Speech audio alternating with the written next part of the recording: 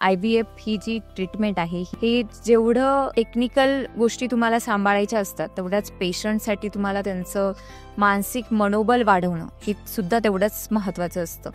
तर तुम्ही जेव्हा कपल तुमच्याकडे थेरपीसाठी येत आहे किंवा ट्रीटमेंटसाठी येत आहेत, तर त्यांचं काउन्सिलिंग कसं करतात?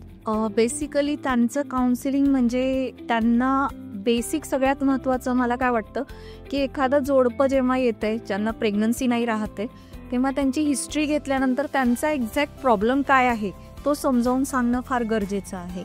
जेव्हा त्यांना ते कळतं की कुठे त्यांचा प्रॉब्लेम येतो आहे आणि कशामुळे त्यांना प्रेग्नन्सी राहत नाही आहे, तर मे बी त्यांचा ॲक्सेप्टन्स वाढतं. जो मोरल सपोर्ट हवा असतो तो पण मिळतो आणि तिला असं वाटतं की yes, my husband is with me, तर आय कॅन डू एनिथिंग. जेव्हा एखादं जोडपं ट्रीटमेंटसाठी येतं तेव्हा नवरा हा सोबत असला पाहिजे.